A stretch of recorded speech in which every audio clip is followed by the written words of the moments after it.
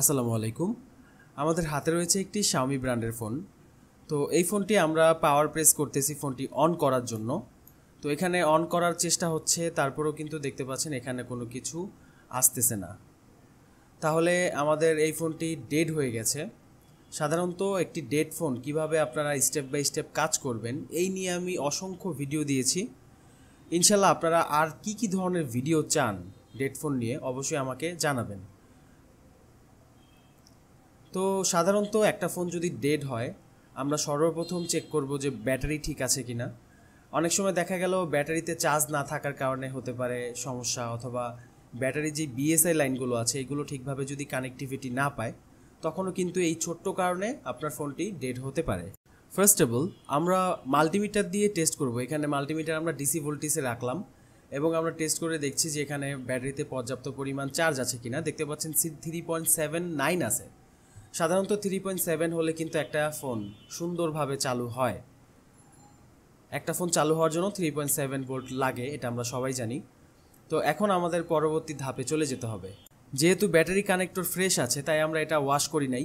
এখন আমরা সরাসরি পাওয়ার সাপ্লাই দিয়ে টেস্ট করব যে ফোনের কত রিডিং আসে। একটি ডেড ফোন পাওয়ার সাপ্লাই রিডিংয়ের উপর দেখে আপনি কাজ করতে পারবেন খুব সহজভাবে। তাই আমরা এখন টেস্ট করে দেখব যে আমাদের পাওয়ার সাপ্লাইতে এটার রিডিং কত আসে। পাওয়ার সাপ্লাইতে পাওয়ার প্রেস করার পর দেখতে পাচ্ছেন কোনো রিডিং আসে নাই, 0.00। তাহলে এর মানে হচ্ছে ফোনটির জিরো রিডিং প্রবলেম, সমস্যা। এই সমস্যা হলে কি করতে হবে এখন আমি আপনাদেরকে এই নিয়ে ক্লাস করাবো। আমরা জানি যে ভিবেট লাইন মানে ব্যাটারি কানেক্টরের যে পজিটিভ লাইনটা প্রথমে চার্জিং এসিতে আসে এবং চার্জিং এসি থেকে লাইনটা হচ্ছে ভিপিএস তৈরি হয়। ভিপিএস মানে কি? Phase voltage. আর ভিবেট মানে হচ্ছে কি? Voltage for battery. ওকে, তো এই ফেজ ভোল্টেজ হচ্ছে মূলত সব জায়গায় কাজ করে। যেখানে আমাদের ভোল্টেজ দরকার, প্রাথমিকভাবে যেই মেইন যে ভোল্টেজটা দরকার সেটা হিসেবে কি কাজ করে? ফেজ ভোল্টেজ কাজ করে। সুবিধাটা কি? যদি কখনো এই লাইনের মধ্যে গন্ডগোল হয় তখন চার্জিং আইসি এই পাশ থেকে এই পাশে ভিপিএস সাপ্লাই করা বন্ধ করে দিবে। আর একটা সুবিধা হচ্ছে এখানে ভোল্টেজটাকে কি করবে? ডিসি টু ডিসি কনভার্ট করে তারপরে সাপ্লাই দিবে। অর্থাৎ সহজ ভাষায় বুঝতে গেলে লাইনটা জাস্ট এখান থেকে এখানে কি করবে? পিউরিফাই করবে। ঠিক আছে? তো আগে যে সকল ফোনগুলো ছিল এগুলো হচ্ছে ডিরেক্টলি ভিভেট কাজ করতো, বাট এখন হচ্ছে বিপিএস কাজ করে। তো বিপিএস লাইনটা কি কাজ করে দেখেন।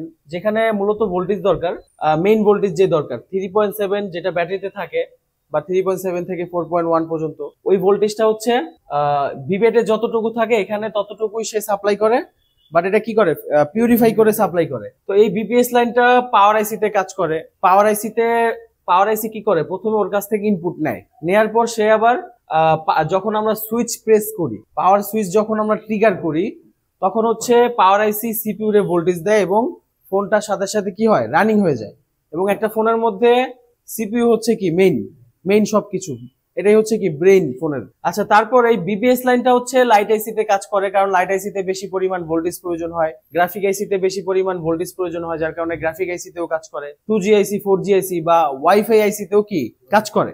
ওকে, এখন যদি কখনো এমন হয় যে লাইট আইসির এখানে লাইট আইসিটা শর্ট হয়ে গেল, অথবা লাইট আইসির পাশে যে ক্যাপাসিটরটা আছে এটা শর্ট হয়ে গেছে, কার সাথে শর্ট হয়েছে? অপর পাশে কি আছে? গ্রাউন্ড। তো গ্রাউন্ডের সাথে যদি শর্ট হইলে কি হবে? এই পুরো বিপিএস লাইনটা গ্রাউন্ড হয়ে যাবে, তাই না? যদি এই লাইনটা গ্রাউন্ড হয়ে যায় তখন কি হবে? যখন আপনি ব্যাটারিটা লাগাইবেন এই গ্রাউন্ডটা এই পাশ থেকে এই পাশে আসবে না? যদি এই ক্যাপাসিটরটা শর্ট হয়, এটাই শর্ট হয়ে এই পাশে আসবে, তারপরে লাইনটা চলে যাবে এইখানে আর বিভেটটা চলে যাবে এইখানে। তাহলে প্রেসার কার উপরে পড়বে? চার্জিং এসির উপর। চার্জিং এসি তো খুব বুদ্ধিমান বা বুদ্ধিমতী, যেটাই বলেন।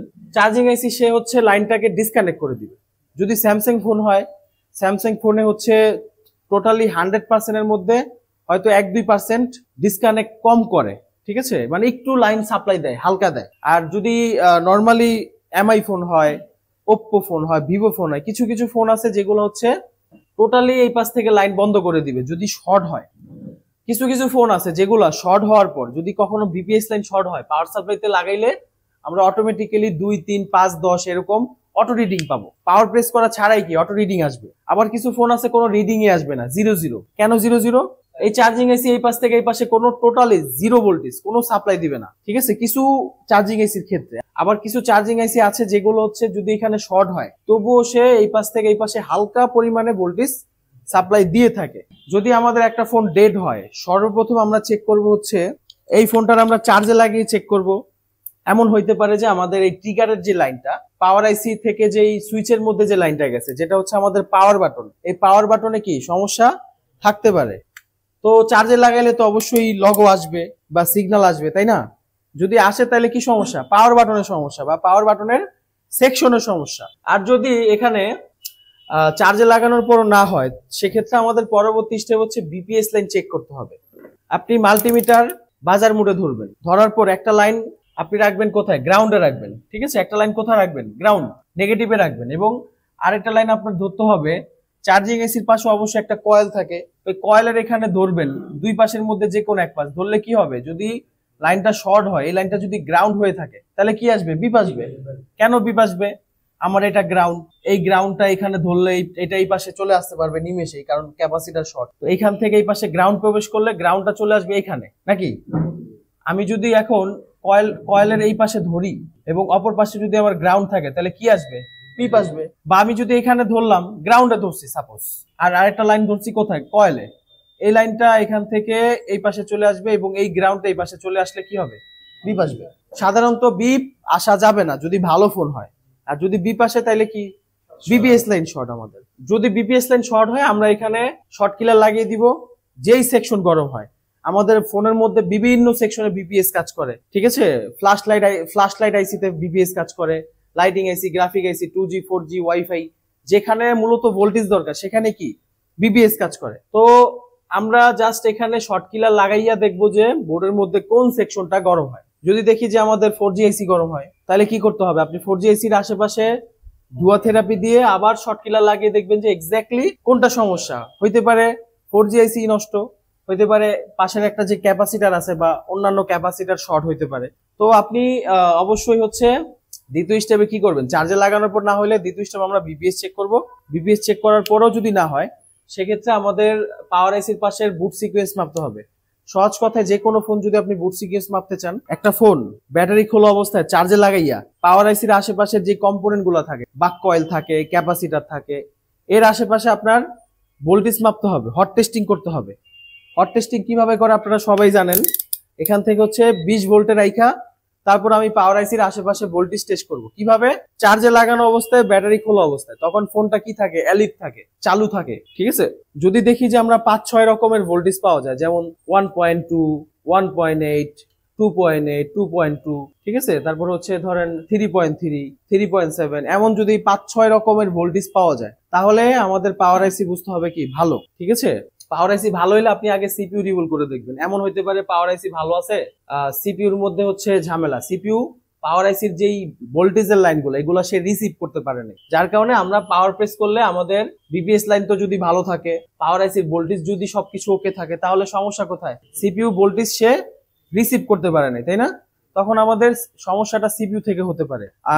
আর যদি এমন হয় যে যখন আমরা চার্জে লাগিয়ে টেস্ট করতেছি, এদিকে কোনো ভোল্টেজই নাই, আপনি জাস্ট দুইটা ভোল্টেজ পাইলেন, 3.7, 1.8 পাইলেন, আর কোনো ভোল্টেজ পেলেন না, তখন কি বুঝতে হবে? যে পাওয়ার আইসিতে আমাদের গন্ডগোল আছে হয়তো। তখন হইতে পারে কথাগুলো একটু ভালোভাবে মনোযোগ দিয়ে বুঝতে হবে, যেহেতু ভিডিও হচ্ছে আমাদের নোট করতে সুবিধা হবে, ঠিক আছে? আমরা এই ব্যাপারগুলো অবশ্যই মাথায় রাখবো এবং মাথায় রাখার পর যখন কাজ করবো, ইনশাল্লাহ কাজ করতে গেলে যখন আমরা প্র্যাকটিক্যালি কাজ করব, তখন আমাদের এটা কি হবে, এই বিষয়ে আমরা এক্সপার্ট হয়ে যাব। যদি কখনো এমন হয় যে পাওয়ার আইসির পাশে যখন আপনি বুট সিকোয়েন্স মাপছেন, এখানে আপনার ভোল্টেজ শো করে নাই, জাস্ট 2-3টা ভোল্টেজ শো করছে, তাইলে তো আর হবে না, মিনিমাম 5-6টা ভোল্টেজ শো করতে হবে যদি আমরা ইউনিভার্সাল পদ্ধতিতে মাপতে চাই। আর এমনিতে প্রত্যেকটা ফোনের পাওয়ার আইসির আলাদা আলাদা বুট সিকোয়েন্সের লাইন আছে, বা কোন জায়গায় কত ভোল্টেজ আসবে সেগুলোর একটা সিস্টেম আছে। যাই হোক, এখানে আমরা যদি ভোল্টেজ মিসিং পাই, এর কারণ হইতে পারে এখানকার কোনো ক্যাপাসিটার শর্ট আছে, 2 কোনো বাক কয়েল হয়তো মিসিং আছে, বাক কয়েল হয়তো নষ্ট থাকতে পারে, বাক কয়েল আমাদের মাপতে হবে। 3 হইতে পারে এখানে পাওয়ার আইসি নষ্ট, পাওয়ার আইসির বল হয়তো ড্যামেজ হয়ে গেছে, যার মাধ্যমে আপনি রিবল চেঞ্জ করলে হতে পারে, ঠিক আছে? আর 4 হচ্ছে সিপিইউ সমস্যা। এখন প্রশ্ন হচ্ছে যে সিপিইউ কি সমস্যা? ভোল্টেজ তো শো করে নাই পাওয়ার আইসি সে ঠিকভাবে ভোল্টেজ দিতে সক্ষম না, তাহলে সিপিইউ কেন সমস্যা হবে বলেন তো কেউ? এখানে পাওয়ার আইসি ভোল্টেজ সাপ্লাই দিতেছে না, আমি 2-3টা ভোল্টেজ পাইছি, আমার 5-6টা ভোল্টেজ পাওয়া দরকার, বাট পাই নাই, সিপিইউ শর্ট থাকার কারণে। গুড, শর্ট থাকতে পারে অথবা লাইন মিসিং থাকতে পারে। এমন যদি হয় যে পাওয়ার আইসি যে ভোল্টেজ গুলো এখানে দিছে, সাপোজ ধরেন এখানে যে লাইনগুলো আছে এগুলো 3-4টা লাইন মিসিং হয়ে গেল, ঠিক আছে, ফোনটা হাত থেকে জামাইবু ঝগড়া করে ফালাই দিছে বা হাত থেকে কি বলে ওটারে আসার মারছে, তখন কি হয়েছে বল 3টা মিসিং। আপনি মেপে দেখলেন কি বিপিএস লাইন ভালো আছে, চার্জে লাগাই দেখলেন কি যে না আমার পাওয়ার বাটন ট্রিগার করে। পাওয়ার বাটন যদি সমস্যা থাকে তাহলে তো চালু হয়ে যাবে, যেহেতু চালু হয় না তাহলে পাওয়ার বাটন ভালো। তারপর হচ্ছে চার্জে লাগিয়ে দেখলেন যে আসলে এখানে ফোনটা চালু হয় না, তারপর আপনি দেখলেন যে বিপিএস লাইন চেক করে বিপিএস লাইন ভালো আছে, এখানে 3.7 ভোল্ট সাপ্লাই হয় বা এখানে কোনো শর্ট টট নাই। তারপর আপনি চেক করলেন কি পাওয়ার আইসির আশেপাশে ভোল্টেজ দেখলেন কি যে 2টা ভোল্টেজ শো করছে, 1.8 আর হচ্ছে 3.7, আর কোনো ভোল্টেজ এখানে শো করে নাই। তখন আপনি কি করবেন, আগে আপনি এখানে পাওয়ার আইসির আশেপাশে কম্পোনেন্ট চেক করলেন, বাক কয়েল ভালো, ক্যাপাসিটার ভালো, পাওয়ার আইসি আপনি একটা রিপ্লেস করে দেখলেন, তারপর ওই 3টা ভোল্টেজই শো করে। এর মানে কি সমস্যা? সিপিইউ সমস্যা। যদি আপনার মনে হয় যে ফোনটা জামাই বউ দ্বারা ঝগড়া করা ফোন, তাহলে আপনি শিওর পাওয়ার আইসি চেঞ্জ করেন না, তখন আপনি সিপিইউ কাজ করবেন, ঠিক আছে। আর যদি এমন হয় যে না ফোন হাত থেকে পড়ে নাই হঠাৎ করে সমস্যা হয়েছে, তখন আপনি আগে পাওয়ার আইসিটা কাজ করবেন। বুঝতে পারছি? আচ্ছা, এখন কথা হচ্ছে যে পাওয়ার আইসি কেন ভোল্টেজ গুলা সাপ্লাই করলো না, যেহেতু পাওয়ার আইসিও ভালো, কম্পোনেন্ট সব ভালো, তাই না? সাপ্লাই করে নাই কারণ হচ্ছে ধরেন এক জায়গায় খিচুড়ি বিতরণ করতেছে, এখন একজনের প্লেট নিয়ে গেছে, তারে দিছে, বাট আপনি প্লেট নিয়ে যান নাই, আপনাকে দেয় নাই, ঠিক আছে। তো এখন এটা হচ্ছে প্লেট ছাড়া, সিপিইউর কি বল নষ্ট, যার কারণে পাওয়ার আইসি বলগুলো, পাওয়ার আইসি লাইনগুলো সে রিসিভ করতে পারে নাই। আর রিসিভ না করার কারণে পাওয়ার আইসিও কি ওরে ভোল্টেজ দিবে না বা খিচুড়ি দিবে না। ওকে, আচ্ছা ওয়েট আবার বলি, পাওয়ার আইসি হচ্ছে সিপিইউর ভোল্টেজ দিতেছে, নে খা, একবার হাতছে দুইবার হাতছে সে নেয় নাই, পরবর্তী সে আর কি দিবেই না বা ভোল্টেজ দেওয়াই বন্ধ করে দিবে, আছে না ভোল্টেজ সাপ্লাই দিয়ে রাখলাম না। পাওয়ার আইসির যে ভোল্টেজ গুলো এখানে সিপিইউর কাছে দিছে বাট সিপিইউ রিসিভ করে নাই, তখন সে কি মনে করতেছে যে ভোল্টেজ তাকে দেওয়ার কোনো প্রয়োজন নাই, যার কারণে সেও কি ভোল্টেজ গুলো সাপ্লাই করতেছে না বা ডিটেক্ট করতে পারতেছে না যে কারে ভোল্টেজ দিব। ভোল্টেজ দিতেছে এখানে বাট সে নিতেছে না, তখন কি আর সাপ্লাই করার দরকার আছে? এজন্যই হচ্ছে অনেক সময় সাপ্লাই হয় না। এজন্য আপনি চাইলে আগে সিপিইউটা রিভলভ করে দেখতে পারেন যদি আপনার পাওয়ার আইসি কাছে না থাকে তখন, অথবা যদি মনে হয় যে ফোনটা হাত থেকে পড়ে যাওয়া বা অ্যাক্সিডেন্টলি কিছু হয়েছে, তখন আপনি আগে সিপিইউটা রিভলভ করে দেখতে পারেন। যদি ফোনটা পানিতে পড়া হয় তখন আপনি পাওয়ার আইসিটা আগে রিভলভ করে দেখতে পারেন। তো প্রথমে আমরা চার্জে লাগিয়ে দেখবো, বিপিএস লাইন টেস্ট করব, তারপর হচ্ছে যদি না হয় বিপিএস লাইন যদি ভালো থাকে পরবর্তীতে আমরা পাওয়ার আইসির আশেপাশের ভোল্টেজ গুলো টেস্ট করব। যদি দেখা যায় যে ভোল্টেজ কম আসতেছে তখন আপনি পাওয়ার সেকশনের কম্পোনেন্ট গুলো টেস্ট করবেন। যদি মনে হয় যে পাওয়ার আইসি সমস্যা হইতে পারে, আগে পাওয়ার আইসিটা আপনি রিওট চেঞ্জ করে দেখতে পারেন, অথবা আগে আপনি সিপিইউটা রিওট চেঞ্জ করতে পারেন। এখন কোনটা আগে করবেন? যদি ফোনটা পানিতে পড়া হয় পাওয়ার আইসি আগে রিওট চেঞ্জ করতে হবে, যদি ফোনটা হাত থেকে পড়া হয় তখন সিপিইউটা আগে আমাদের কাজ করতে হবে, ঠিক আছে। এই হচ্ছে বিষয়। আমরা এখন প্র্যাকটিক্যালি দেখি যে ফোনটা আসলে কি সমস্যা এবং কিভাবে এটা ঠিক করা যায়। এখন আমরা চার্জে লাগিয়ে দেখতেছি যে এখানে কোনো রেসপন্স আসে কিনা, যেহেতু ফোনের সমস্যা হচ্ছে জিরো রিডিং প্রবলেম। তো ইতিপূর্বে আমরা ক্লাস করেছিলাম যে অনেক সময় পাওয়ার বাটন প্রবলেম থাকলেও কিন্তু এই সমস্যাটা হতে পারে। তো চার্জে লাগানোর পরেও কিন্তু এখানে কিছুই আসতেছে না দেখা যাচ্ছে। আমরা চাইলে চার্জে লাগিয়ে বিপিএস লাইন টেস্ট করতে পারি অথবা ব্যাটারি লাগিয়ে। তো ব্যাটারিতে যেহেতু আমাদের চার্জ আছে, ব্যাটারি লাগিয়ে এখন আমরা দেখব। ব্যাটারি লাগানোর সাথে সাথে দ্রুতভাবে এখানে ভোল্টেজ চলে আসে। ব্যাটারি লাগানোর সাথে সাথে বিপিএস এর মধ্যে আপনি ভোল্টেজ মাপলে পাবেন বন্ধ অবস্থায়, ফোন বন্ধ অবস্থাতেই।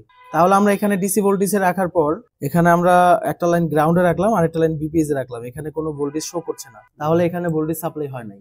ভোল্টেজ সাপ্লাই না হওয়ার দুইটা কারণ থাকতে পারে, এক হচ্ছে লাইনে শর্ট আছে, দ্বিতীয়ত হচ্ছে লাইনটা চার্জিং এসি থেকে এক পাশ থেকে আরেক পাশে আর সাপ্লাই হইতে পারে নাই, মানে চার্জিং এসিতে সমস্যা থাকতে পারে, ঠিক আছে। আমরা একটু শর্ট চেক করি। এখানে শর্ট চেক করার জন্য বাজার মোডে রাখলাম, রাখার পরে একটা লাইন আমরা গ্রাউন্ডে রাখবো এবং আরেকটা লাইন আমরা কয়েলের মধ্যে টাচ করে দেখবো, যদি বিপ আসে তাহলে শর্ট, আর বিপ না আসলে ভালো, মানে শর্ট নাই, ঠিক আছে। এখানে বিপ আসতেছে, এখানে বিপ আসতেছে, তাহলে আমাদের বিপিএস লাইন শর্ট আছে। আমরা এখানে শর্ট কিলার লাগিয়ে দেখি যে কোন সেকশন গরম হয়। শর্ট কিলার এক্স্যাক্টলি যেখানে আমরা শর্ট পেয়েছি সেখানেই শর্ট কিলার লাগাইতে হবে। তো এখানে ধোয়া হচ্ছে, যাই হোক আমরা একটু ধোয়া থেরাপি দিয়ে তারপর টেস্ট করবো যে এক্স্যাক্টলি কোনটা সমস্যা। দেখেন ধোয়া দেওয়ার কিছু নিয়ম আছে, হিট রাখবেন 400-তে তাতালে এবং ফ্যান অফ থাকতে হবে। দোকান বা অফিস কোনো জায়গায় ফ্যান চলা যাবে না, ফ্যান চললে কিন্তু ধোঁয়া হবে না। তারপর আপনি এখান থেকে এভাবে নিবেন, এভাবে ধরবেন জাস্ট একটু গ্যাপ বরাবর। ওকে, এখন এখানে আমরা শর্ট ক্লিয়ার লাগিয়ে দেখি যে এক্স্যাক্টলি কোনটা গরম হয়। তো আমাদের একটা লাইন আমরা গ্রাউন্ডে ধরেছি এবং পজিটিভ লাইনটা শর্ট কিলারের আমরা কয়েলের মধ্যে ধরার পর দেখতে পাচ্ছেন আমাদের এই বাক কয়েলটা গরম হয়েছে। যদি কোনো বাক কয়েল গরম হয় তাহলে বুঝে নেবেন যে আসলে বাক কয়েলের সমস্যা না, সমস্যা হয়তো বাক কয়েলের আশেপাশের কোনো ক্যাপাসিটার বা ডায়োড শর্ট হয়েছে বা কোনো আইসি শর্ট হয়েছে। তো তারা দেখা গেল, একটা কথাই আছে না, শক্তের ভক্ত নরমের জম, তারা শক্ত দেখা যাকে নরম পেয়েছে সে গরম হয়েছে, এমনটা হচ্ছে বিষয়। তো নিয়ম হচ্ছে যে যদি কোনো কয়েল গরম হয় বা কয়েলটা তুলে আপনি দেখবেন যে দুইটা লাইনের মধ্যে কোন লাইনে শর্ট আছে। তো আমরা এখানে ডায়োড রেঞ্জে রিডিং মাপতেছি। একটা লাইন আমরা গ্রাউন্ডে ধরলাম, লালটা গ্রাউন্ডে ধরলাম, উপরের লাইনে দেখতে পাচ্ছেন 0 0 আসতেছে, বাট নিচের লাইনে কিছু আসে না। তো উপরের লাইনে যেহেতু 0 0 আসছে, এখানে কোনো কিছু 0 0 আসার কথা না, 100-র কম রিডিং আসা যাবে না, কিন্তু এখানে 0 0 আসছে, এর মানে 100-র কম আছে, এর মানে হচ্ছে এই লাইনে শর্ট আছে। ফোনে শর্ট কিলার লাগানোর পর যদি কোনো কয়েল গরম হয়, কয়েলটি তোলার পর যেই লাইনে শর্ট সেই লাইনে আবার শর্ট কিলার আপনি প্রয়োগ করবেন, দেখবেন যে কোন কম্পোনেন্ট গরম হয়। তাহলে আমরা উপরের লাইনে শর্ট কিলার, যেহেতু উপরের লাইনটা শর্ট ছিল, এখানে শর্ট কিলার ধরে রাখার পর দেখতে পাচ্ছেন একটি ছোট্ট আইসি গরম হচ্ছে। তাহলে আমাদের বোঝা গেল যে এই আইসি থেকে সমস্যা হয়েছে, আইসি থেকে ফোনটা ডেড হয়েছে। এখন আমরা তাহলে এই আইসিটা রিমুভ করে তারপর দেখব যে আমাদের ফোনটি অন হয় কি না, অথবা আমাদের ভিভিএস ভোল্টেজ সাপ্লাই হয় কি না। তো এখন আমরা চেক করে দেখব যে আমাদের বিপিএস লাইনে কোনো শর্ট আছে কিনা। দেখতে পাচ্ছেন কোনো ধরনের বিপ কিন্তু আসতেছে না। তো আমরা এখন ব্যাটারি লাগিয়ে টেস্ট করব যে আমাদের বিপিএস যে এই আউটপুট 3.7 ভোল্ট সাপ্লাই দিবে সাধারণত, সেই সাপ্লাইটা ঠিক আছে কিনা সেটা একটু চেক করব। তো বাক কয়েলের মধ্যে দেখতে পাচ্ছেন 3.78 ভোল্টেজ শো করতেছে, তাহলে ভিপিএস লাইন আমাদের এখন ওকে আছে। মেইন প্রবলেম ছিল আমাদের লাইটিং আইসি শর্ট থাকার কারণে ফোনটি ডেড হয়েছিল। তো আমরা একটু পাওয়ার সাপ্লাই দিয়ে এখন চেক করে দেখব যে আমাদের ফোনটি অন হয় কি না। তো আমরা এখন পাওয়ার সাপ্লাই কানেকশন দিয়ে এবার পাওয়ার প্রেস করতেছি। পাওয়ারের যে লাইন আছে সেই লাইনগুলো আমরা প্রেস করে দেখব যে আমাদের ফোন অন হয় কি না।